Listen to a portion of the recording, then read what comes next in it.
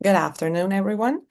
My name is Angelka Gemovic, and I'm a PhD candidate at the Faculty of Philosophy, University of Novi Sad. Today, I will be the moderator of this last session of the webinar on the topic of gender equality and gender-based violence. Today's panelists will focus on different issues and how to tackle the issues related to gender inequality. These issues, deeply rooted in social, cultural, and institutional systems, remain pervasive across the globe. Despite decades of advocacy and legal reforms, gender-based violence continues to affect millions. These issues, deeply embedded in cultural, social, and institutional structures, disproportionately affect women and girls, as well as people of diverse gender identities. And these are often overlooked in mainstream discussions.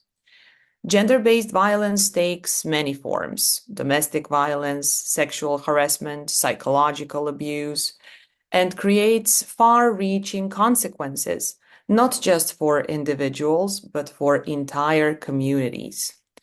For example, only 1 in 10 women feels comfortable reporting harassment or abuse, which is a stark indicator of the stigma and limitations and issues that victims face. Despite significant progress in raising awareness and enacting policies, the prevalence of gender-based violence remains a sobering reminder of the inequalities that persist in our societies. Today's panel brings together, once again, distinguished experts and practitioners who explore practical approaches to addressing gender-based violence. By highlighting both challenges and solutions, our goal is to inspire action and offer insights that can be applied across various contexts. So let us use this opportunity to engage with our panelists and their valuable expertise, and to foster a deeper understanding of how we can collectively work towards safer, more equitable communities. As participants, you will receive valuable insight into the topic, and you will also have time to exchange with our speakers at the end of the session or after all 3 participants finish their presentations. And now is the time to introduce our first speaker, Professor Bojana Bodroža. Professor Bojana Bodroža is an assistant professor at the Department of Psychology at the University of Novi Sad, and she is also a member of the support team for victims of sexual harassment at the Faculty of Philosophy. She has been instrumental in implementing the policy on prevention and protection from sexual harassment and blackmail introduced in 2021, as well as leading the faculty efforts to address and prevent sexual harassment. Her presentation will highlight key initiatives, including the first comprehensive study on sexual harassment at the faculty, capacity building training, and the formation of a student peer educator team. She will also discuss ongoing efforts to address barriers to reporting, building institutional trust, and implementing preventive measures. We are honored to have her share her insights and experiences with us today. Professor, the floor is yours. Thank you so much for this nice introduction, and I will share my presentation now shortly. Just a second. Okay, just a second again. And you should be able to see it now. Am I right? Yes, we are able to see it. Thank you so much. You're welcome. Thanks again for introducing me. And today I will talk about practices of prevention and protection from sexual harassment at Faculty of Philosophy, University of Novi Sad, where I work, and where I also have a role of a member of the support team for victims of sexual harassment. I will talk today from the perspective of the member of that team. Okay, okay, here it is.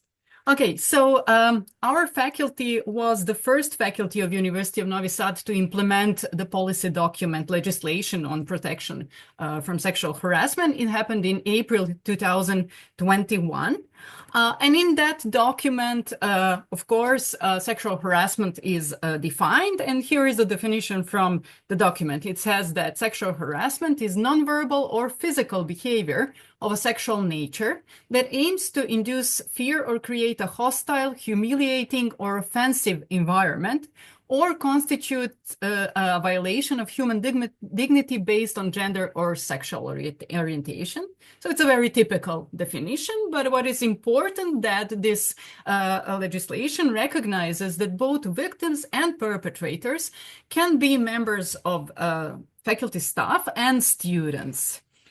Also, with enacting of this document, support team for victims of sexual harassment was first established, and this team comprises both faculty staff and members of students. So what are the responsibilities of our team? First and most important, our team provides support and consultations to victims of sexual harassment. We consult them on what are their options on reporting the perpetrator, and also we are advising the dean. But also, except this most important part, we are in charge for raising awareness of sexual harassment and developing different initiatives and mechanisms for it reporting. And since we enacted this legislation at our faculty, we had no cases of sexual harassment formally reported. However, it really doesn't mean that we didn't have any work to do. Believe me, we had a lot of things to do. We know that sexual harassment is alive and well and certainly present. So our first question was, what are the reasons people are not reporting sexual harassment?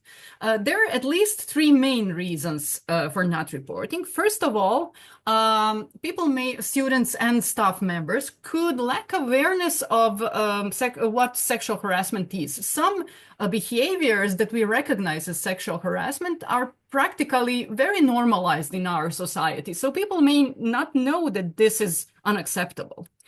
Then further, even if they recognize certain behavior as sexual harassment, they may not know that there is some legislation that's forbidden and that they have opportunity to report an issue.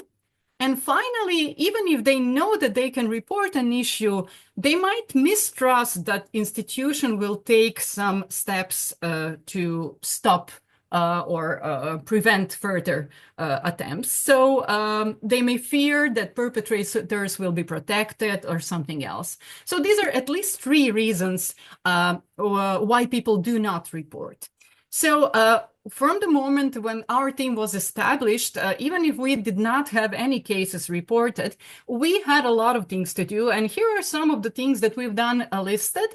I will not read them now, but I will go through all of them one by one. First of all, our first thing to do was to do a comprehensive study on the incidence of sexual harassment at our faculty among students and employees, both of them. And what we've done in 2002 is we did the study that included qualitative study, focus groups with students, male and female students separately. And also we did a survey both with students and staff members. So you see that we had more than 800 students and 163 staff members. We really tried to reach all of them, as many as possible. What we measured were 6 forms of sexual harassment: verbal, nonverbal, physical, online, blackmail, and stalking. And when asking if students and staff had such experiences, we asked students about the time period from when they beginning their university studies, and we asked staff if that happened within the last 5 years of their employment at the institution, which is really important to know how to think of these numbers that we have.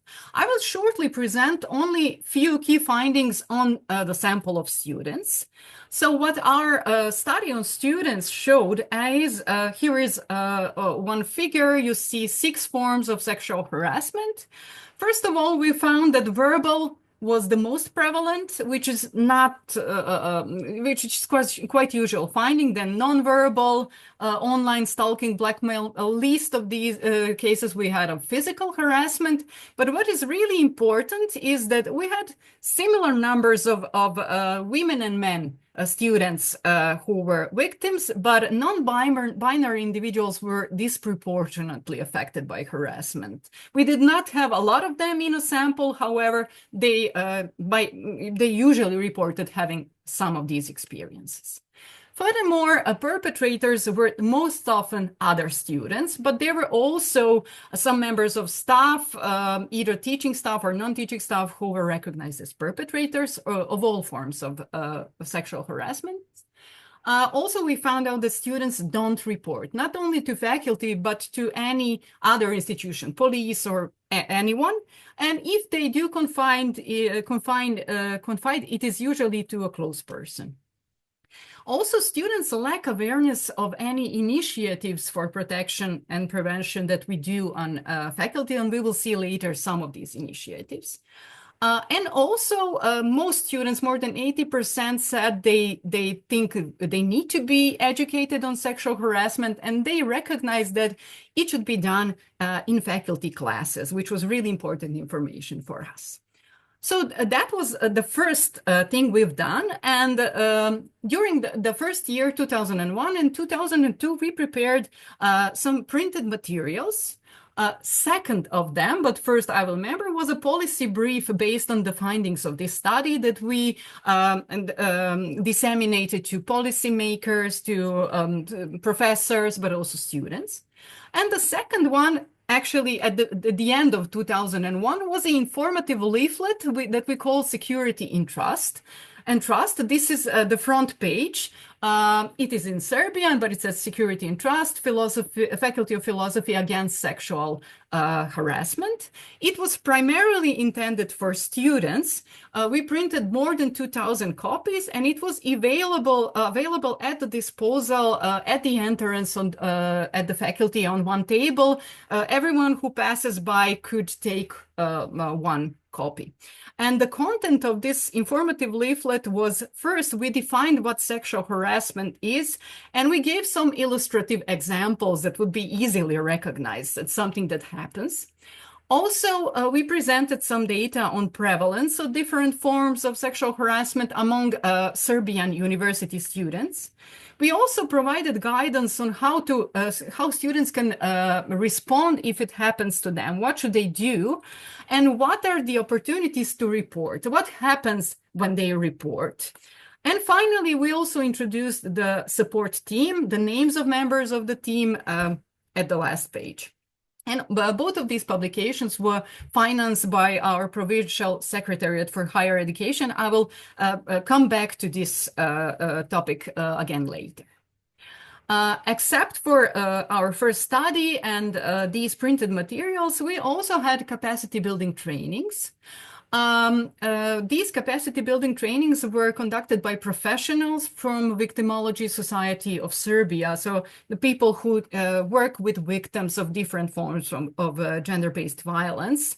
The training, the content of the training was very basic information on sexual violence, but also very detailed information and training on how to work with victims, how to give support. So all members of a support team actually went through this training. The training happened on 2 occasions, in 2021 and in 2024. And again, it was funded externally based on the finances of a project.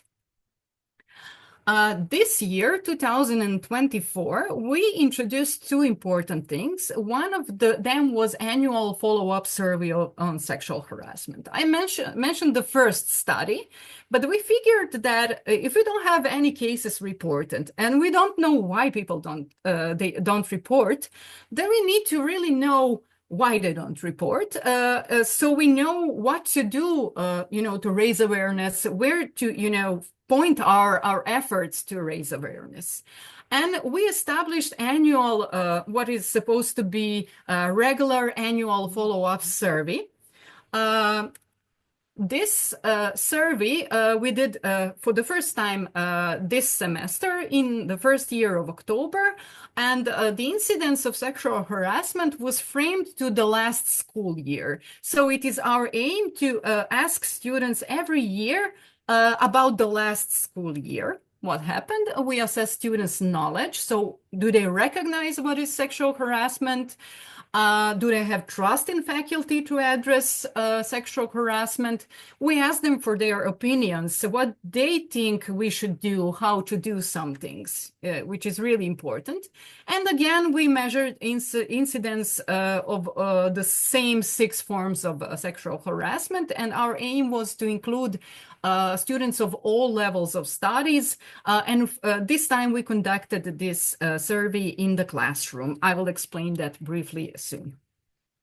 So that data analysis is currently underway. I won't show any data from this survey. But together with this follow-up study, we also did annual student education on sexual harassment. So what we've done, we figured that we really need, the first step is to educate students to recognize what sexual harassment is. And to be able to come to every student of our faculty, which is few thousands of students, we figured that we need help. So we established a team of 35 student peer educators, volunteering students who wanted to help us to do this. Again, together with the follow-up study, we did it on the same occasion in the first week of school year. And we covered 26 study programs, 4 years of bachelor studies. So more than 100 groups were covered by this education. What educators did first in the class, they asked students to fill out the survey I've mentioned. And after that, they gave them short training, informative training about what is sexual harassment, how to recognize it. And it was really important for us to inform them that they can report sexual harassment and how they can report it. Then furthermore, as I mentioned that we have that informative leaflet with more than 2,000 copies. However, it was in 2001, 2002, and all of these copies were taken. And from then, we had 2 generations of students who did not have any chance to see anything about our prevention and protection programs. So we figured that we need some permanent ways of informing students, something that will be present all the time, not something that they will see and maybe lose that leaflet, and if they need it later, not knowing where to look for. So first of all, we established a web page at the faculty website dedicated only to this topic, explaining nicely all of the important things. But also something that is currently underway, we are printing informative posters that will contain basic information about sexual harassment. This is the working version of the poster. The poster should be permanent. We hope for it to last several years. So the poster says basically it has that recognizable logo, security and trust. Few questions like, do you know what is sexual harassment? Do you know that you can report sexual harassment at our faculty? And QR code that leads them to that web page where they can find more information. Our aim is to have this poster displayed in over 20 locations around the faculty building. So near the elevators, toilets, stairs, everywhere where people pass by frequently. So when someone at the moment, when person maybe has some experience of sexual harassment, they can come there and know that where they can find the information, where they can go and scan QR code and find the website. Except for all of these things, we also have for several last years different raising awareness activities. And I have to say that these activities are not organized only by our support team. They're organized by different members of teaching staff or our faculty. These are the panel discussions, guest lectures, etc. We usually have some program for have these 16 days of activism in the focus. So we have these activities all over the year. To summarize, what we need to do to protect students and employees from sexual harassment. First of all, every institution needs to have a policy document, legislation, framework for addressing this topic. But also, we need to be very open for reviewing and updating our legislation, as once we start implementing things, we see that some things are not working so well and we need to change them. Then second, it is really important to collect data regularly. It would be the best to collect them once a year to follow, if people are not reporting, why is it? These things can change. And if you need to implement some other measures, you need to know what are you addressing. Furthermore, we need support service. Support service is needed for both victims, which should be done by our team, but also our team needs to have psychological support. And also we need to build the culture of trust in our institution. It is really important. We need to educate both students and staff. The best way would be to have sexual harassment implemented in curricula, but if it's not possible, it could be some informative sessions in classes or outside classes, but it is really important to have that topic constantly present for all students and staff. Something that I cannot stress more is that it's really important to share the good practices. I had opportunity last year to be at one European conference on sexual harassment and gender-based violence, where I had the opportunity to hear about different practices at different universities, what they do to protect students from sexual harassment. It was so tremendously important to hear, and it gives you idea of what you can do, next on your faculty or in your institution. So this is really important.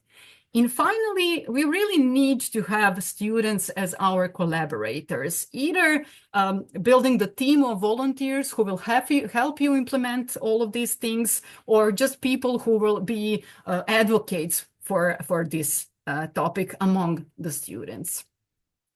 And for the end, only shortly, we need to also be aware that there are many challenges and barriers for implementing the policies on sexual harassment. First of all, you need to have strong faculty leadership and the support of your dean. Your dean needs to be someone who is open for this topic, and it is not always so.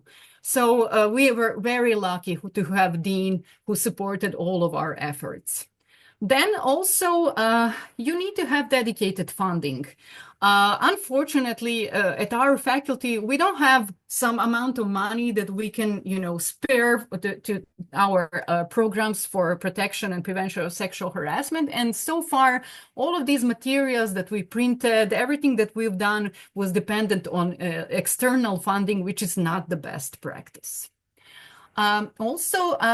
We need psychological support also for support team. Once we start having first cases reported, also us, the members of the team, will be under stress, and it is also traumatic to work with victims. So it is really important to have psychological support provided.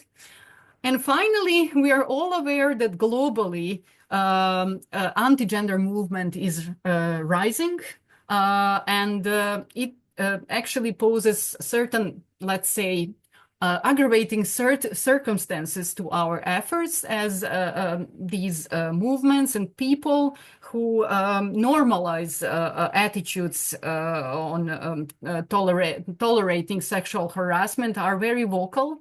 So our work is really needed and even more important with this having in mind. So this is all I wanted to share with you. I'm open for your questions at the end of this session. Thank you so much. Dear Professor, thank you so much for this practical step-by-step guide into how to tackle these horrifying issues and numbers that we are presented with. As Professor Boana said, you can write questions in the Q&A session, but they will be answered at the end of the session after all the panelists finish. So now it would be great time to introduce our second speaker, Toril Warburg, and she has served as the Ombud for students at the university in Tromsø, the Arctic University of Norway, since 2015, providing neutral, impartial, and confidential support to students in higher education, often in cases involving harassment.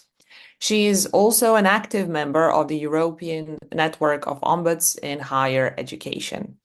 Her presentation reflects on the challenges students face when deciding whether to report harassment by university staff or employees, despite seeking initial advice from an ombud.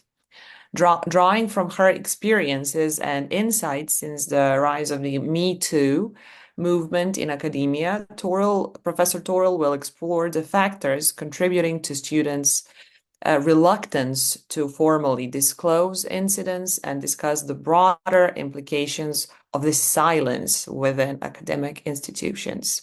We're privileged to hear yet another presentation with thoughtful reflections and expertise on this critical topic. The floor is yours, Professor.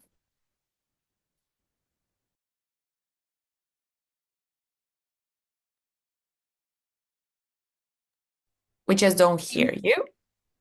Thank you so much. Just a question, everyone see my presentation? I know that we had some issues during the testing, or maybe it was just me. Yes, but not in the, now it's in the presenter. Perfect. Yeah. Well, hi everyone, my name is Toril Warburg and I'm the Ombud at the UiT. And just to be clear, I'm not a professor. I have a law degree from the same university that I'm working at and have now for the last soon to be 10 years worked as an Ombud. So I'm going to talk a bit about some experiences and thoughts I have regarding why students find it so difficult to report sexual harassment in higher education. But first, some words about the Ombud. As an Ombud, I give students advice and help in matters related to their study situation and ensures that cases are properly and correctly dealt with, and also that the students' rights are safeguarded. As it was mentioned, I have been an Ombud since 2015, when the position was first established at UiT. UiT is the fourth university in Norway with an Ombud for students, but it has actually been a common position in many countries throughout Europe, in the US since the student revolutionary in the 70s, in Canada and in Australia. So we are an internationally huge network of Ombuds. And then in 2018, when Me Too hit the academia, the Norwegian government, they decided to legislate the Ombud. So we now have our own paragraph in the University Act, which states that the boards of the universities are responsible to make sure that all students have access to an Ombud. And as Ombuds, we cannot be instructed in our duties. We can independently decide whether to assist the students in a case, but we do not have the authority to make decisions in cases. And of course, we are bound by a strict confidentiality regarding information about personal matters that we become aware of in connection with our work. And this confidentiality is stricter for us than for other employees. And especially because of this strict confidentiality, many students, they seek to the Ombud for information and advice when they have been exposed to objectionable conditions such as sexual harassment. Annually, I report to the university board, and one of my case category is learning environment, and the main caseload of this is psychosocial cases. And this implies cases regarding bullying, harassment, and sexual harassment. And you can see that I have material back from 2016, which was the first whole year I worked as an Ombud. And I started really early talking and informing students about the laws and regulations, not just in the University Act, but also in the Equality and Anti-Discrimination Act, where it states that sexual harassment is strictly prohibited. And after talking to many groups of students, and maybe an important thing here is that I met the students and talked and discussed these topics with them without any staff or other employees present. They one by one began to contact me, telling me about situation and experiences in the range from uncomfortable situations to strictly illegal ones. In many circumstances, it was a fellow student who had crossed the line, and this is kind of the typical situation today. Most cases are a student-student conflict.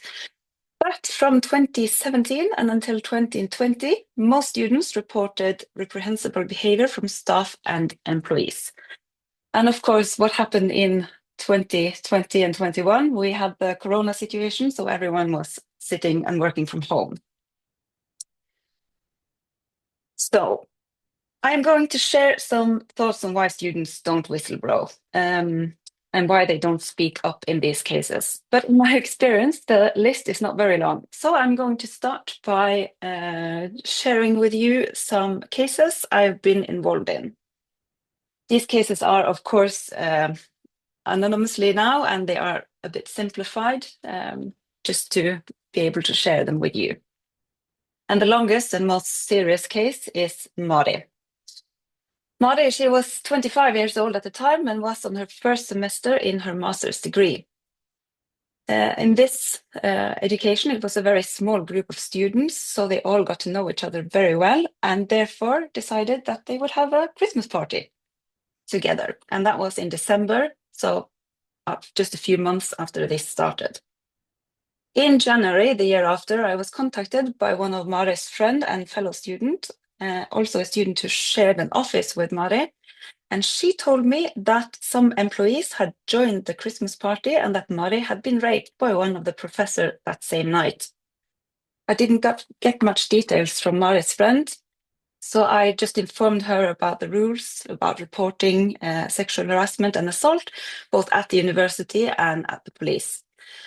And of course, I begged Mari's friends to put me in contact with Mari directly. That didn't happen at once, so I had contact with Mari's friends for a couple of months before Mari agreed to meet with me.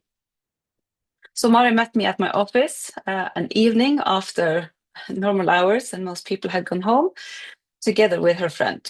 There she told me about the evening that had occurred, the timeline and details around what had happened. Two other students, both sharing office spaces and workspaces with Mari, had actually seen the incident. So this was a poker in the student environment. They all had tried to get Mari to report the incident, but she felt that she was to blame for everything that had happened because Mari had texted one of the professors that they were having an after party and asked if they could come. And so she felt that it was her fault. And she was to blame for the situation leading up to the assault. And also the professor, he was responsible for some of Mari's courses, as well as being a respected and well-known figure at the department. And he was married. So Mari's solution was she didn't want to make any fuss. She just wanted the whole thing to go over. So she decided she would take a semester off and come back after the summer holidays, so that she could choose new subjects and other classes with other professors. After we have had our meeting, Mari's friend actually reported the whole thing to the police, and the police started an investigation. But from what her friend told me, Mari didn't want to talk to the police, and she was really upset and frustrated and felt that her friend had betrayed her. And since the police couldn't get in contact with Mari, they dropped the case. And unfortunately, this is typical what happens in Norway. We know that just about 10% of all sexual abuse cases are reported to the police, and of them, again, 9 out of 10 cases are dropped. So I tried to contact Mari several times during that year, just to check up on her, see if she was all right, but she actually seldom replied. I also tried to focus on her study situation because since she had lost many of her exams, she therefore got delayed in her progression, and yeah, that could have consequences for her as a student.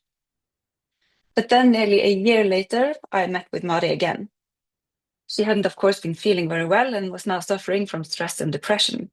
And we spoke about the reason why she hadn't reported the case in the first place. And the answer was simply that she had fear of reprisal, she had lack of trust in the system, she had fear of not being believed, and she had fear of meeting and potentially being told off by the same professor. I promised her that I would support her during the process and that the case would be properly handled, since we have rules regarding these types of cases at the university. So I arranged a meeting with the head of department, and we met Mari and her friend. And the university was formally informed, and the abuse was reported. And during this meeting, Mari told everything she wanted to tell, and the head of department made a written statement that Mari later on approved. But unfortunately, Mari's suspicion to the system was kind of correct, because though the head of the department had started a fair and just process, the case ended up at the dean's office. And then Mari felt she lost control over the whole situation, and to be honest, so did I. Mari was actually called into 2 meetings without being informed about the agenda and with no knowledge on who would participate. So at the first meeting, she met with people from the dean's office and a group of people from the human resources. And Mari had never met any of these before, and they asked her to go through her written statement, which she found really uncomfortable and didn't manage to do. At the second meeting, in addition to the same people she had met the first time, the professor, his lawyer, and his union representative were also present, and Mari, she was there all by herself. So I won't go into any details about the meeting, but I think you can understand that Mari felt extremely uncomfortable during these meetings. So to skip to the end, I can tell you that the professor, he took a year leave, and today he mainly works with his own research and is not responsible for any student activities, courses, nor is supervisor anymore. But Mari, she disappeared. She never came back to the university. And then I'm going to share a case about Maria. And this is not as a serious case as Mari, but it's more a typical and common sexual harassment case. Because Maria, well, she was on her first year on her PhD journey. It was a big science group, and of course, as a fresh student, she was like on the bottom on the hierarchy in the group. And when she met her co-worker, her co-supervisor for the first time, he looked familiar. And it turns out that these two had matched on Tinder. I don't know if you know it, but it's like a dating app, about a year earlier. They had never met, just chatted in the app. So Maria, she contacted me and asked if it was going to be a problem. She didn't believe so, and we agreed to have a meeting with the main supervisor and the co-supervisor just to inform everyone. And they all agreed that the situation was fine, and none of them thought it was such a big deal.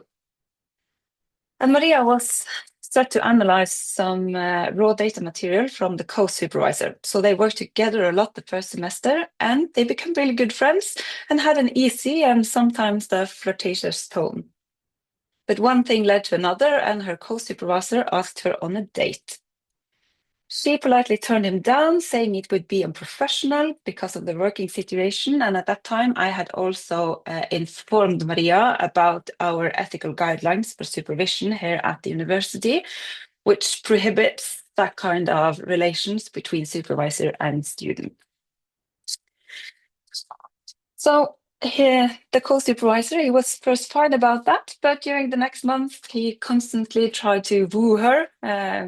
He would do kind gestures like bringing her lunch. Then he started to compliment her and her looks. He would give her massages on the lab after a long day. And yeah, he would start holding his arms around her and touching her. And she felt it was a bit uncomfortable, but at the same time, she didn't want to make any fuss out of it. But then one Saturday night, she received a picture on Snapchat, and it was a picture of his privates with an unsightly comment that she really didn't appreciate. So the next day, Sunday morning, she called me. I said that she would either talk to him directly or that we could arrange a meeting with the main supervisor because she felt that this was definitely crossing the line, of course. But Maria, she ended up sending him an email from her work account and just saying that the snap picture was uncalled for, it was below the belt, and she would report him if it ever happened again. So the next day, we have now quoted Monday morning, she went really early to the office, was a bit excited and a bit nervous after the weekend. And when her co-supervisor came, she greeted him good morning, but he didn't respond.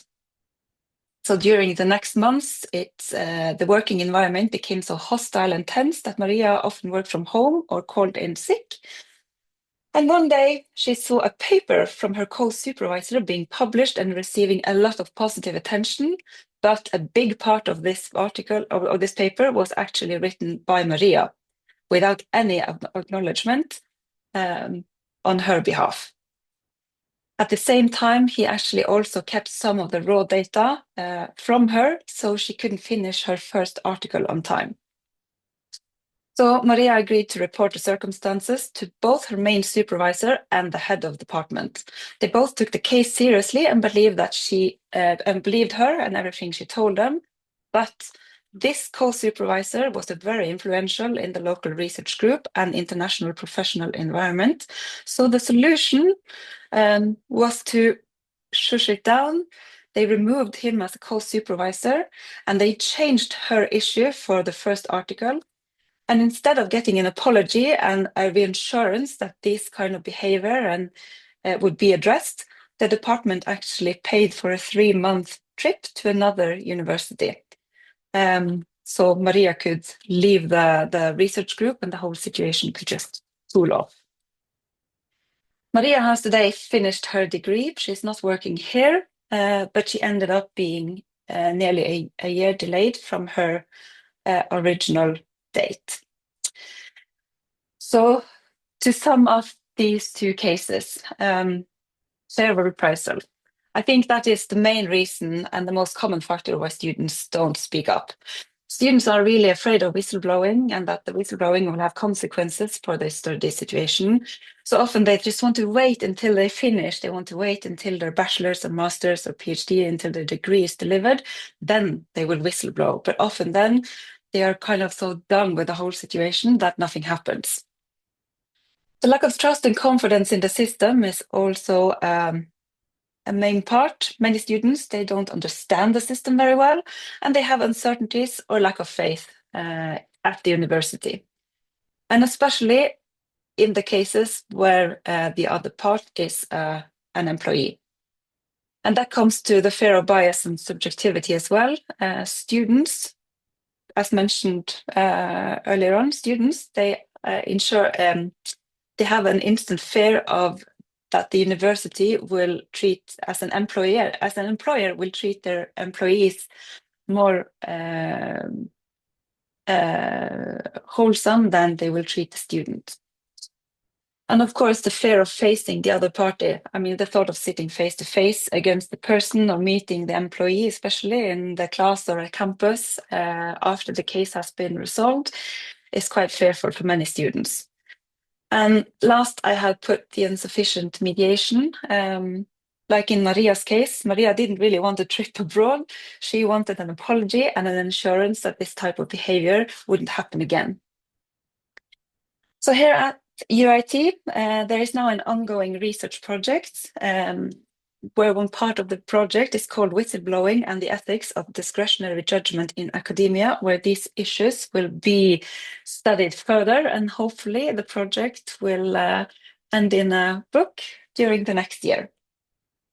So thank you everyone for listening.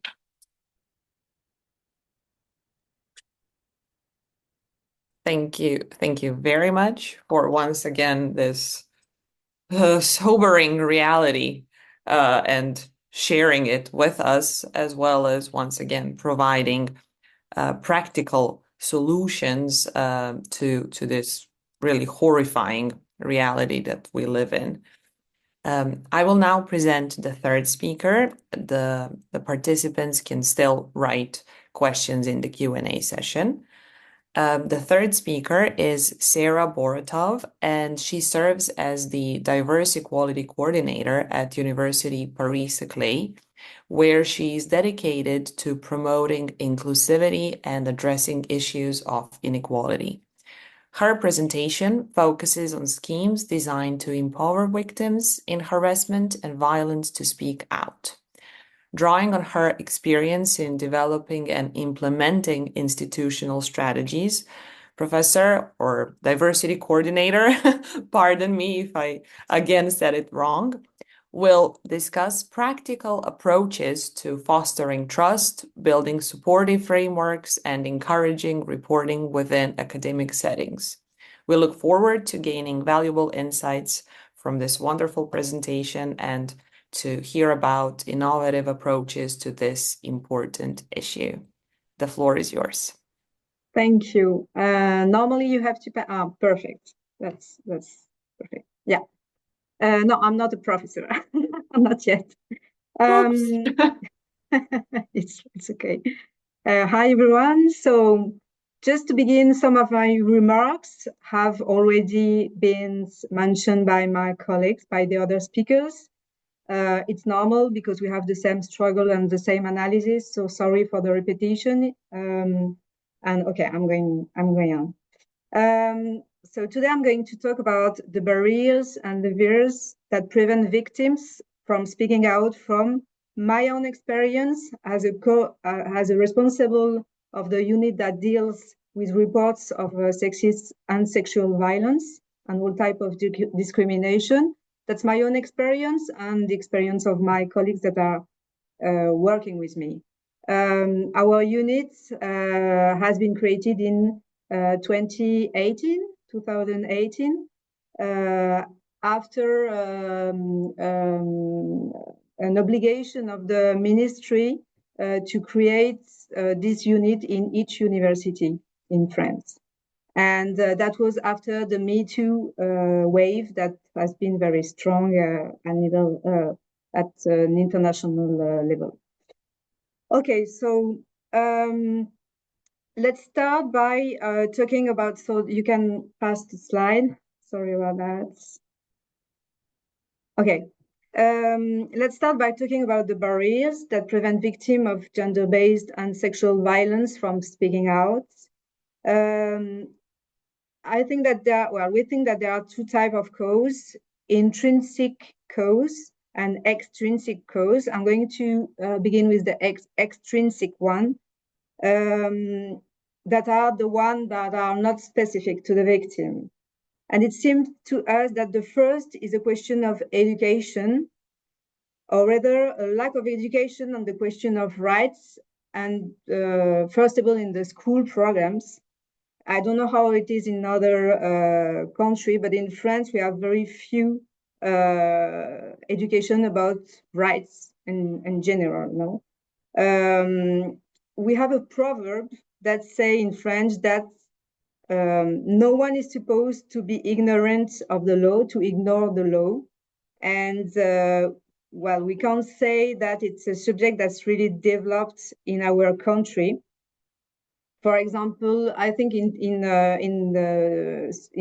school you maybe have a little subject about kids' rights, and in high school maybe an option about law, but very few, not a large program of about education, about law education. So it's not enough. And actually, if people don't know their rights, but they can't claim their rights, actually, and that's a problem. And it's also make us feel that the educational institution looks like not interested in the subject. So that's another problem. One of the other causes identified is the prevailing social climate, especially right now. I'm talking in France, but also internationally, with the rise of extremism, which allows sexism and racism and homophobia and transphobia and discourse, and everyone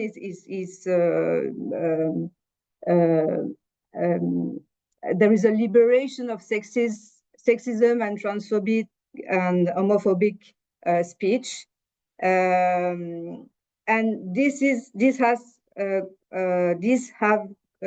consequences. The result is that insults are progressively trivialized. Sorry for my accent. It's kind of difficult. And the victim gets used to the idea that it's not serious, and there is a banalization and minimization of these facts. And it doesn't mean that the victims are not affected, but they just think that, well, they just let it away, let's say it like that. And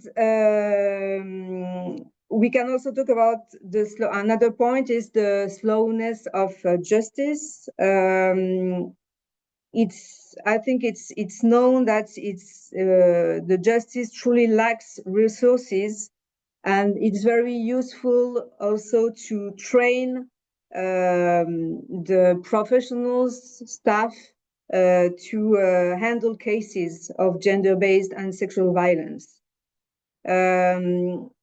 The slowness of justice often discourages victims from filing complaints, thereby giving perpetrators,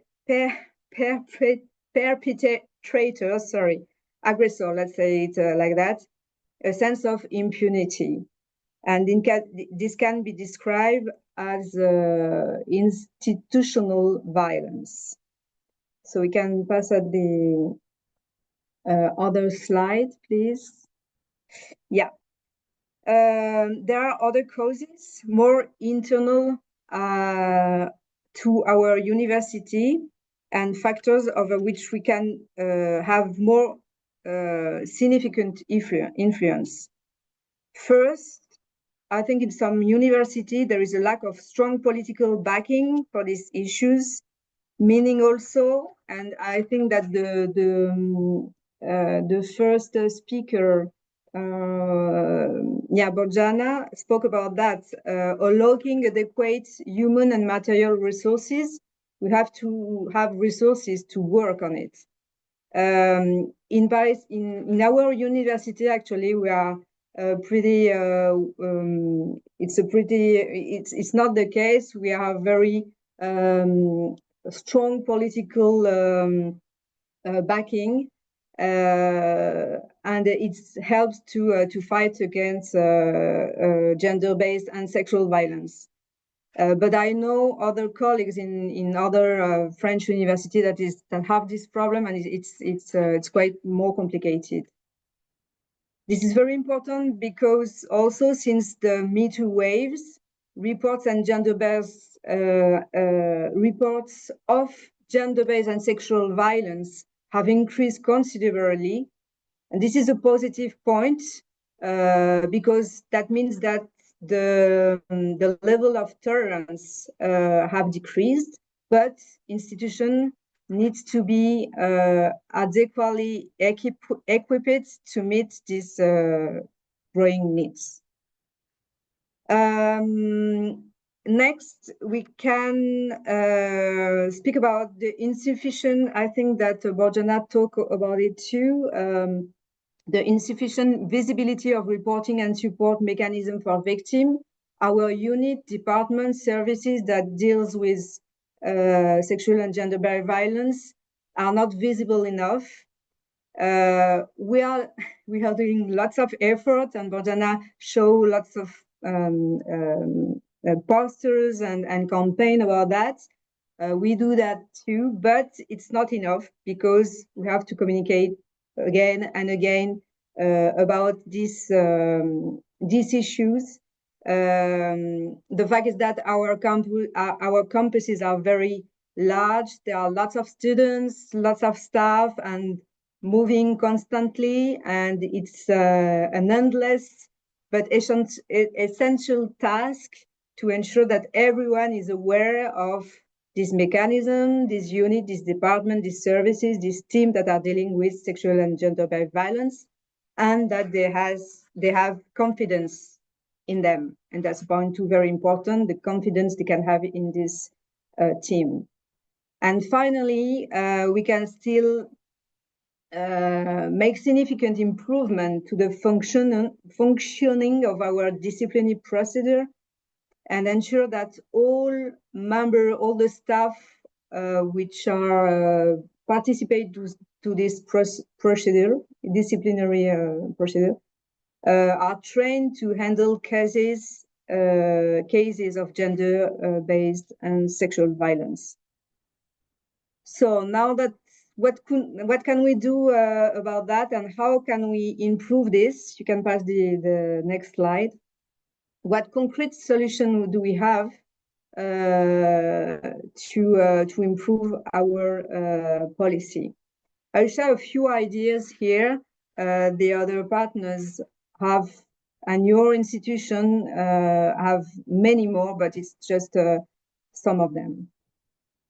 Key point in my view is strong. I talk about that. I insist on it because I think it's really the base of one of the more important points to my point of view. Strong political backing. Without this, the action implemented to combat gender-based and sexual violence will have limited impact. Everyone needs to be involved in the university, from the university leadership to staff and students and everyone, fostering a shared culture of zero tolerance for gender-based and sexual violence. Other action can also be implemented. I wrote them on the slide. I'm not going to develop them. There is, and the other partners spoke about developing guides, campaign, and other under awareness campaign, let's say. I will just speak a little bit about the e-learning module.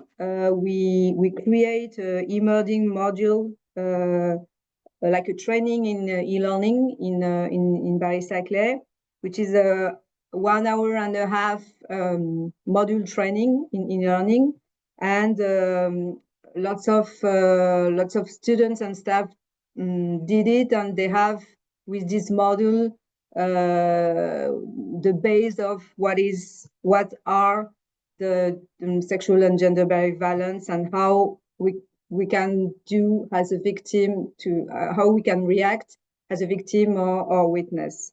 We try to make it obligatory. We are beginning to make it obligatory for the first students that are entering in our university, and also for the PhD students and their encadrants. I don't know how the people, the director of PhD students, let's say that like that. But there are also lots of other ideas to improve the situation, like creating involving local partners such as the justice, the police, local associations that are working on gender-based and sexual violence, working also with student organization. It's very important that because the students, when they are speaking to other students, it's more efficient than when we are talking about students. So we try to work a lot with students organization, and above all, continually training the members of the unit, that the support unit, and all the staff to this issue. Then we can pass at the next slide. So we spoke about extrinsic causes, and I'm going to speak about intrinsic obstacle causes now. Next slide. So to begin, victims of gender-based and sexual violence often lose self-confidence and develop a diminished self-image, and sometimes struggle to identify themselves as a victim.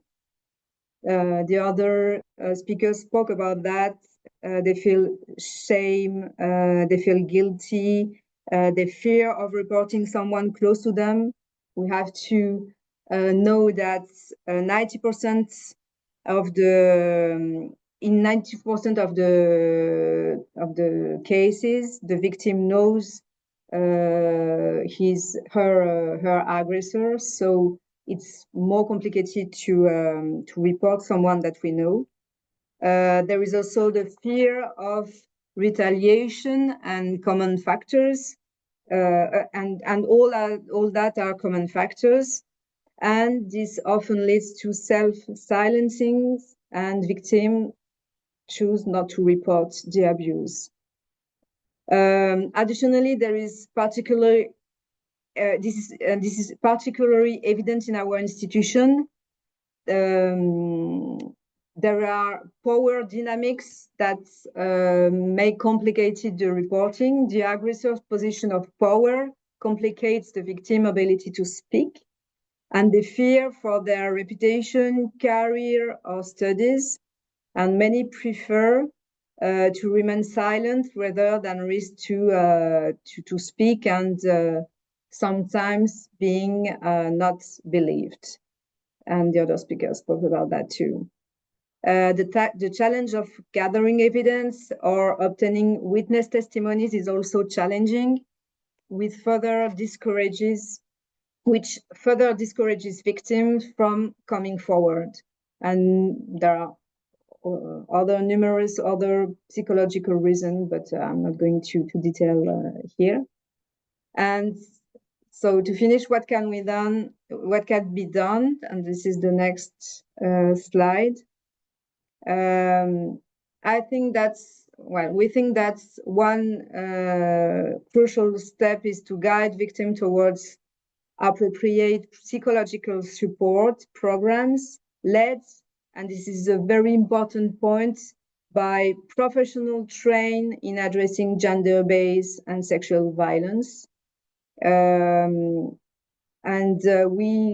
example, we work with special association or organization that are out of the university, and that can help the victims too.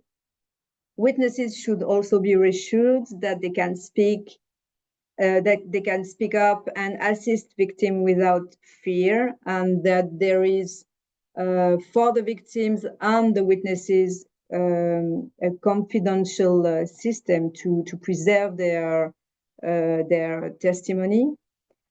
And lastly, this is important, and I'm speaking about that, but we just begin to do it.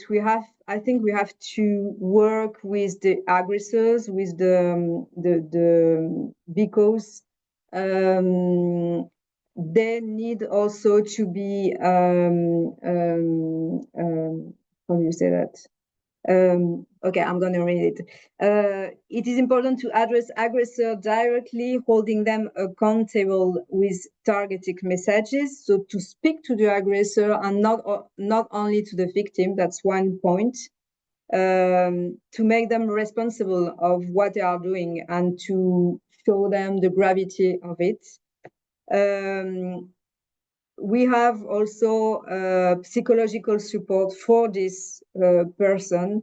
And at the end, we have also when a person has to be, when there is a sanction is imposed, we have to facilitate the reintegration of this person after the sanction in the workplace and the academic community, because when a person has been sanctioned, it's very complicated for the people who know about the sanction.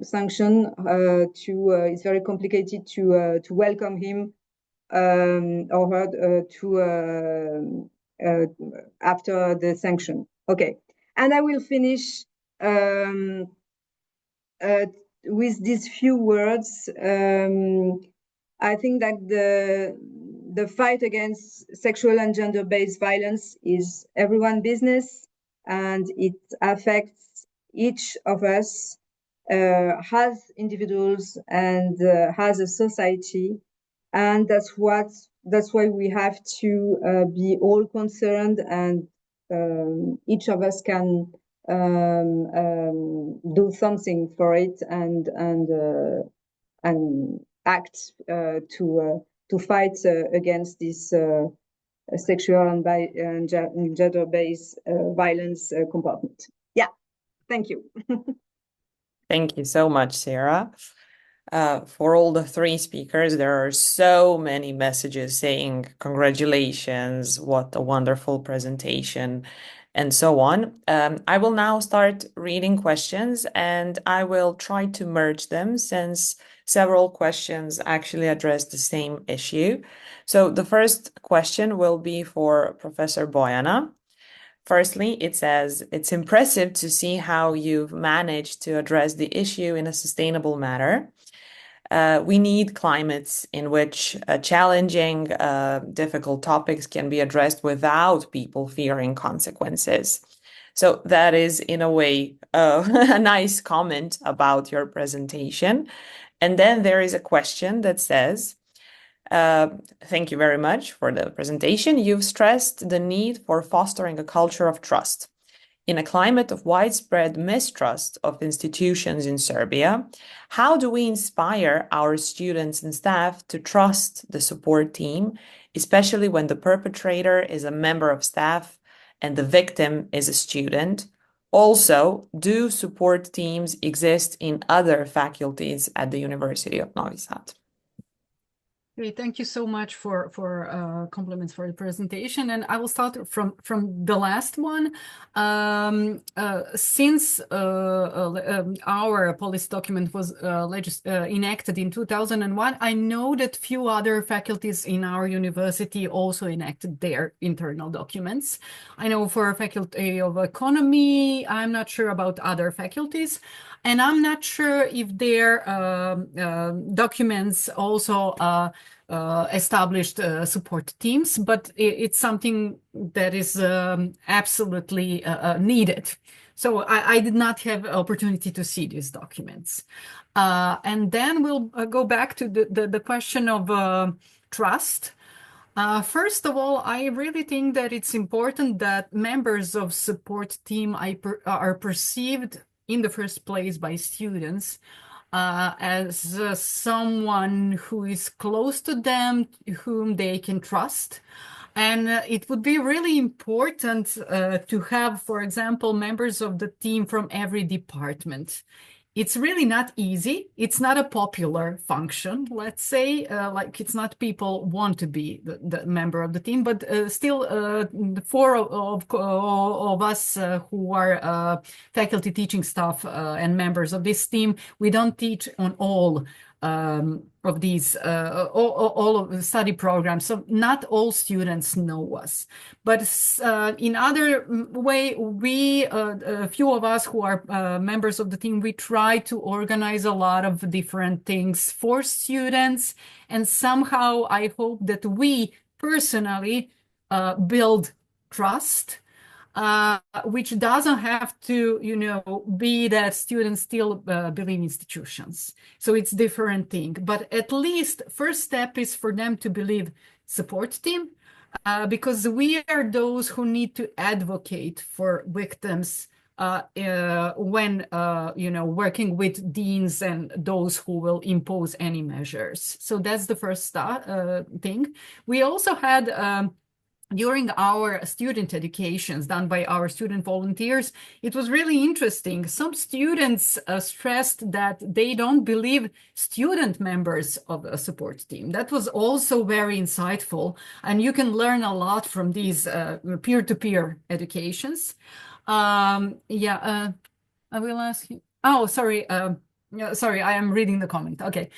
So also, we know that some things in our legislative document need to be changed now. For example, our student members are there by function. So these are the vice dean, student vice dean, and presidents of student parliament. And they are not necessarily always persons of trust for other students. So we know even now that we need to change that element of our document. That's why I said that our internal document needs to be open for changes whenever we see that some things are not defined in the best way. So it's a big work to build trust, and it's really not easy, especially in Serbia, where people have a high mistrust in institutions. But I think it's a lot on individuals to kind of build their image that could then transfer that to the whole body. Thank you so much. We will come back to you later. Now, I will pose a question to Toril Warburg. So there are questions which are interrelated. They ask about consequences for the uni professors that were reported, and what could be done to make them pay, to think twice before doing something so horrifying. That is the first part of the question. And the second is related to that one. It's related to power dynamics and how much it influences the fact that most reports are from student on student cases and not professor on student cases. Okay, thank you for the questions. When it comes to how to handle employee cases, because this would be an employee matter regarding the example or the case I used with the professor, I think one of the reasons many students don't feel the predictability around these cases is that they don't know what's happening. They don't know what's going to happen with the professors or the employees, because that's strictly confidential. So the students are really uncertain on, are they going to meet them in the hallways? Are they going to have lectures with them, and so on? And in my opinion, maybe we should be stricter as an employer to handle these types of cases, to put our foot down and say that this is not okay. At the same time, I understand that many, especially when it's professors, they are really important to the research environment, and maybe the same knowledge doesn't exist anywhere else. So how do the university handle this case? It's a really difficult question, which I actually don't think I have a good enough answer to now. And the second question was, I think I've forgotten. The second question was in terms of the fact that there are more reports on student to student abuse than professor student. Yeah. The university, especially in Norway, we don't have a very good legislation to handle student situations, because students have to actually they have to cross the line very far before the university can say stop. Many of our student programs in Norway, especially all of those programs who lead to health education or teacher and stuff like that, they have they are actually going through an individual necessity judgment, except for their exams. So we can't stop the students there. But often I mean, often the only thing we can do is actually to make sure that the students meet up and to try and mediate and actually get an apology or something like that. In other cases, especially when there's abuse involved, the university is a bit fast to say that, oh, this is a matter for the police, because we don't know how to deal with it. So many of the student cases, they actually go unsolved. Yes, yes, sadly, but Mm. it's the truth. Sarah, first of all, did you want to add something, or it was just a typo? No, I was going to add something to Borjana about how to give confidence in our team and unit. And one of the things that we see that is working is to go to how do you say that, to embody the team, to embody the unit, you know, to go to the class and to present the unit and to explain how it's working, because usually they just think they write a mail and then they don't know how it works besides it. And so you have to explain, to have lots of pedagogy about explaining how it is work, from when they are sending a mail or sending a mail, and all the procedure that is going on after. And one of the things is to explain them that it's in their hands, that we are not going to do anything that they don't want, that we respect their temporality and their willing of what they want to do or not. Yeah, that was. Thank you for adding that. And there is a question for you. Okay. It says, in your opinion, what role do witnesses play in supporting victims of violence, and what can be done to encourage them to speak up when they witness such incidents? Of course, Boana and Toril can add after Sarah if they have anything. Yeah, it's complicated because sometimes, witnesses. First of all, is to train them. All the university has to be aware about what is to recognize what is sexual and gender-based violence, and what is only a joke, and what is sexism, and what is an aggression, and what is violence. So they have to, but that's not especially the witnesses. Everyone has to be trained about that. And then on the witnesses, I think that the first thing is that they have to know how is work, what's going on when they,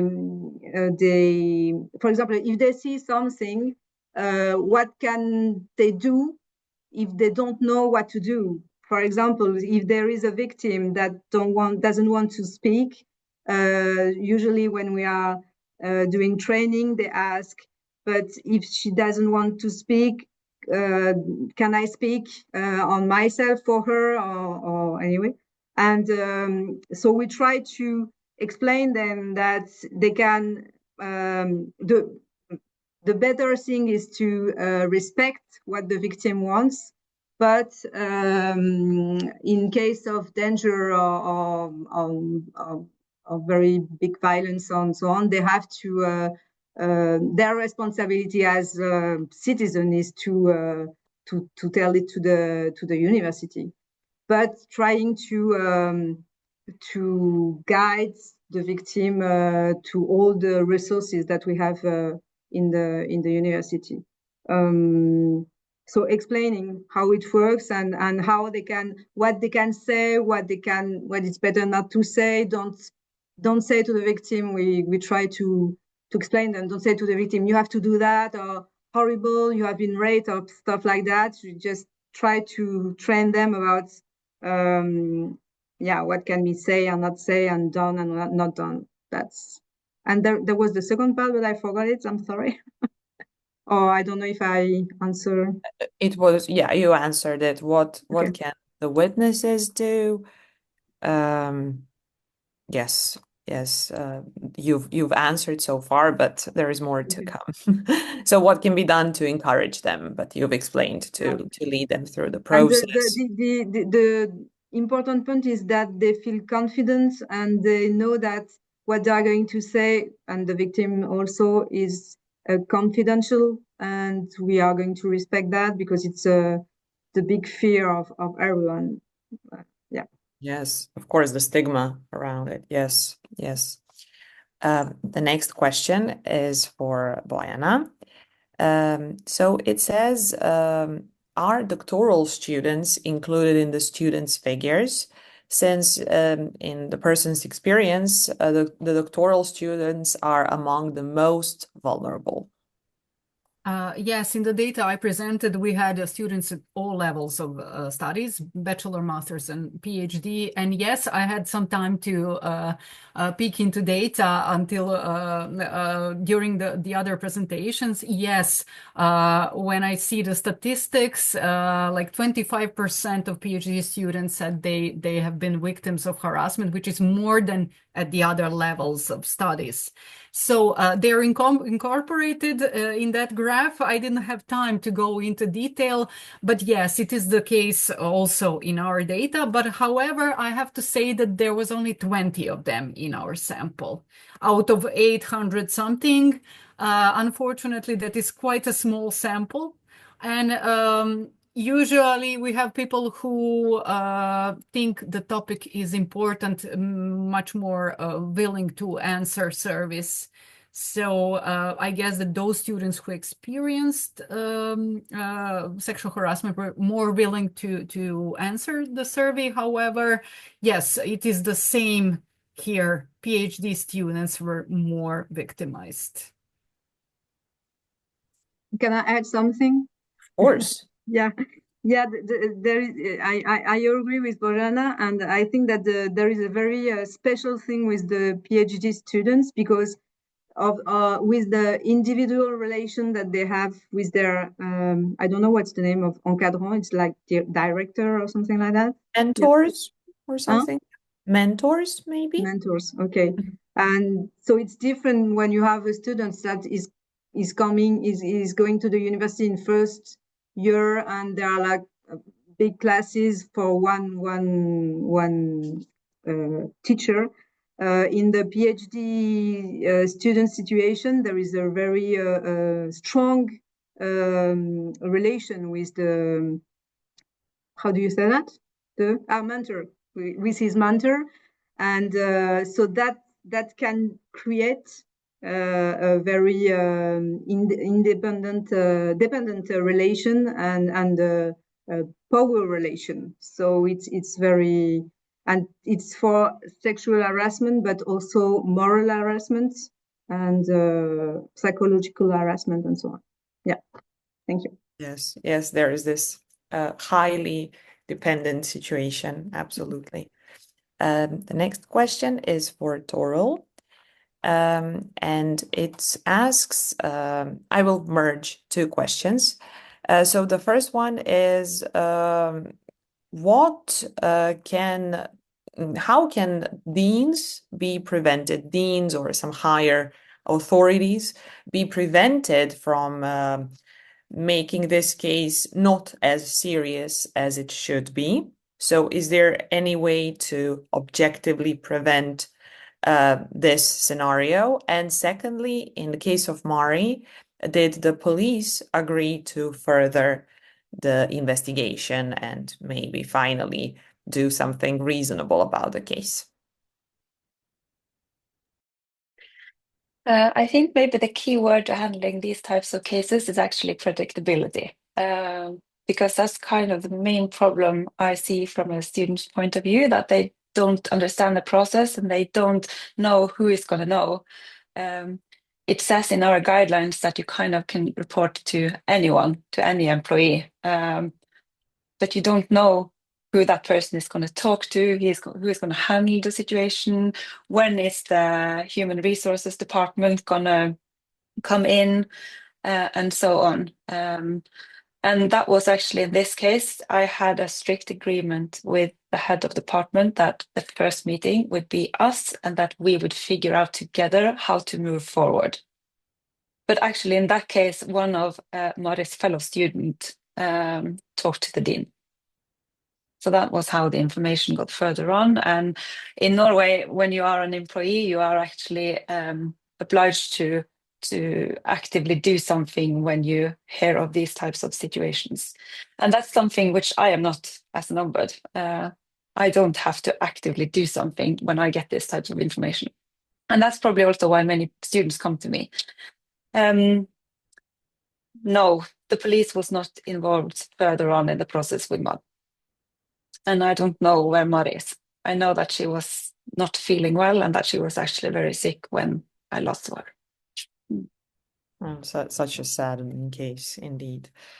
Thank you. We will have just time for one more question. And I would just like to say that Kristen said that at Lund University, they have a seminar called The Power of the Bystander, where they speak about students' rights and how they can help the bystanders, the witnesses, how they can help the victim. So it's something interesting to look into. And let's pose another question for Sarah. It says, as a future teacher, what can I do to ensure a student who is known to commit sexual harassment won't do it again without calling or threatening to call the police? So she also says that the police isn't reliable in Hungary. So the perpetrator might not even care about the harm he or she has caused. I don't know if I have the answer of that. I believe a lot. That's why I'm working in the university. I believe a lot in the education. So I think that more and more people are aware, have awareness about sexual and gender-based violence, the less we are going to let people abusing with violence. So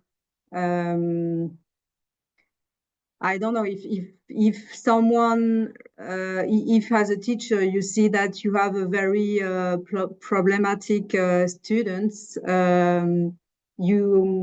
one of the things that works depends, but that can work is to recall. I don't know if it's to give the law about that. That's if you make a sexist joke, it's against the law, and for that the law is very strict, you know.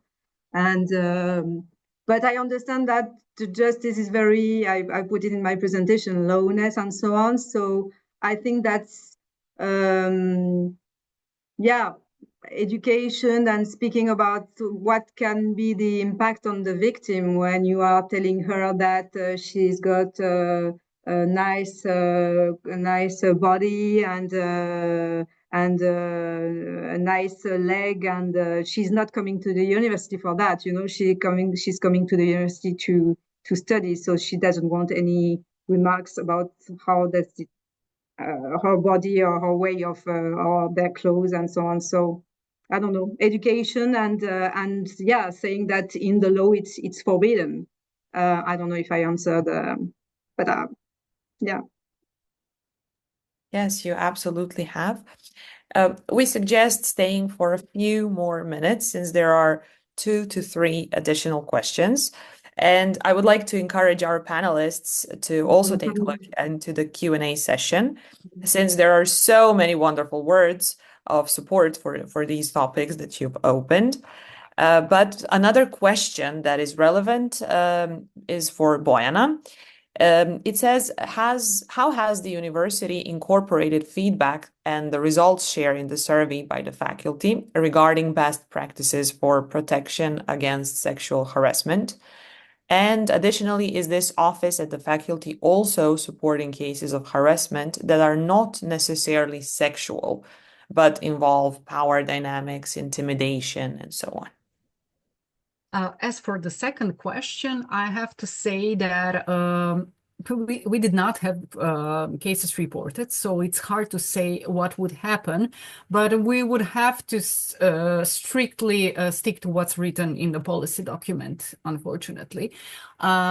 We know that gender-based violence and any form of violence always has some power dynamics in its basis. And the first question was, sorry, could you please repeat? It was, Yes. Let me just see. I cannot. So the question was, yes, how has the university incorporated feedback I and the remember. results shared in the survey? Okay, so it was us, the members of the support team, who actually wanted to use this information. For example, students said that they think it would be the best education to happen in class. So that's what we've done, as I showed you. We organized education on sexual harassment, not as a part of curricula, but we came into classroom to do that. Then also they said they would trust more other students than some professors. So we actually organized student volunteers who would do peer-to-peer education.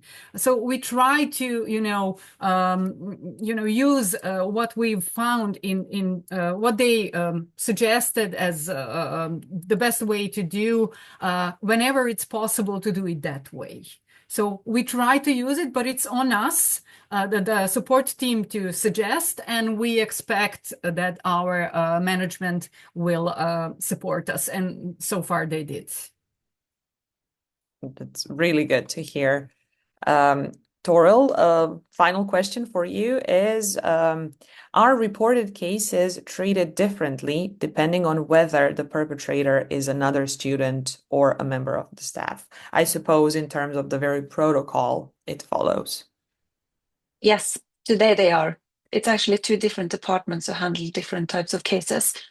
And students don't agree with this, how they do it. And many of us employees have also made complaints about how the situation is today.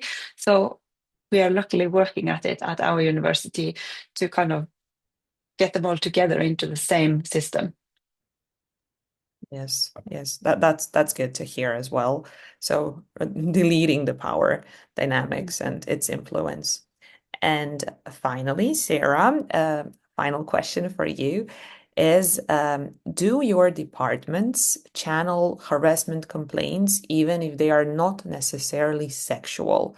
For example, cases in which women are harassed or intimidated through private means, such as phone calls by superiors or mentors. Microphone, please. Yeah, sorry. I didn't understand well the question. Do we act if I don't know. Even if it's not a sexual complaint. For example, a mentor or a supervisor calls you on the phone and tells you, I need you to do this to me, or something like that. So it's not sexual, but it still is in a way harassment and maybe intimidation. Yeah, actually, we have our unit is about sexual and gender-based violence, but also disability, discrimination for disability, racism, homophobia, transphobia, and so on.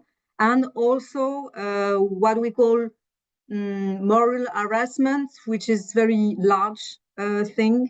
And for that, we work with a colleague that I'm not trained. I am not very trained on moral harassment, but we work with a colleague that it's her job to work on it, and then we work with her to because when we speak about moral harassment, it can be a question of organization of the work, bad management, and lots of causes. So we try with her to see how what are the causes and if it's really moral harassment or not, and how we can work on it But yes, we received the report of those situations too.